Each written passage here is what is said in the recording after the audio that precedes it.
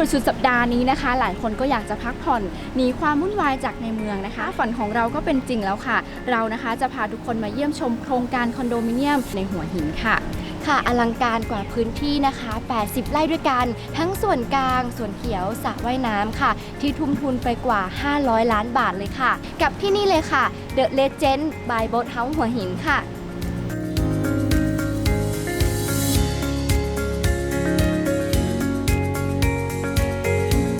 สำหรับ The Legend นี้นะคะก็เป็นคอนโดตึกที่ 4 ของโบ๊ทเฮ้าส์หัวหินค่ะซึ่งทำเลของเขานะคะก็อยู่สุดเขตชะอำเลยค่ะเริ่มต้นที่หัวหินมีเนื้อที่กว่า80 ไร่ด้วยกันค่ะและจุดเด่นของเรานะคะก็เป็นโครงการติดหาดที่ไม่มีถนนเลียบหาดค่ะก็เปรียบเสมือนว่าเราเนี่ยมีชายหาดส่วนตัวไปโดยปริยายค่ะ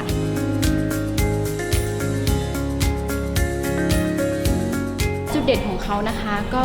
มองเห็นทะเลได้เต็มตาเลยนะคะแล้วก็ตัวอาคารจะอยู่ทางด้านซ้ายสุดค่ะห้องจะสวยแค่ไหนเนี่ยไปดูกันค่ะห้องแรกจะเป็นยังไงเข้าไปดูกันเลยค่ะสำหรับห้องนี้นะคะก็พื้นที่69ตารางเมตรค่ะมี2ห้องนอน2ห้องน้ำนะคะแล้วก็มีห้องมาสเตอร์เบดรูมมีห้องน้ำในตัวค่ะนี่นะคะก็คือห้อง Master Bedroom ค่ะซึ่งห้องนี้นะคะเขาก็จะมีห้องน้ำอยู่ในตัวแล้วก็สามารถออกไปหน้าระเบียงได้ด้วยค่ะสำหรับห้องนอนเล็กของเรานะคะก็จะเห็นวิวเช่นกันค่ะแต่ว่าจะเป็นวิวจากภูเขานะคะเพราะว่าห้องนอนเล็กของเราเนี่ยเราจะอยู่ด้านใต้นะคะก่อนที่เรานะคะจะไปดูอีกห้องนึงนะคะก็อยากจะให้ทุกคนเนี่ยสังเกตถึงความใส่ใจเล็กๆน้อยๆของโครงการนี้กันก่อนดีกว่านะคะก็คือนี่เลยค่ะซิงเกิลคอริดอร์นะคะเป็นพื้นที่ทางเดินโล่งโปร่งและกว้างค่ะมาดูกันอีกแบบนึงนะคะ2ห้องนอนในชั้น13ค่ะ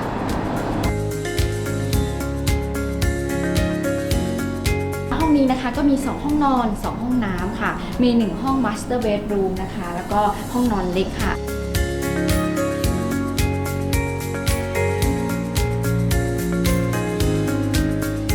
และห้องนี้นะคะเขาก็จะมีระเบียงด้วยซึ่งสามารถที่จะเปิดออกไปแล้วก็คือมองวิวและที่สำคัญนะคะก็ยังสามารถเห็นสระน้ำที่อยู่ด้านล่างด้วยค่ะแล้วก็เป็นวิวบริเวณรอบๆคอนโดด้วยค่ะเป็นยังไงกันบ้างล่ะคะ2ห้องที่เราพาชมกันสวยถูกใจหลายคนเลยใช่ไหมล่ะคะใครดูแล้วเนี่ยอดใจไม่ไหวเนี่ยก็สามารถโทรมาติดต่อเบอร์ด้านล่างนี้ได้เลยนะคะเพราะว่าตอนนี้เนี่ยโครงการของเราเนี่ยก็มีโปรโมชั่นอยู่ค่ะและสำหรับใครหลายคนนะคะที่กำลังหาข้อมูลซื้อบ้านตากอากาศยังไงให้คุ้มค่าวันนี้เรา2คนเนี่ยก็มีข้อสรุปมาฝากกันค่ะ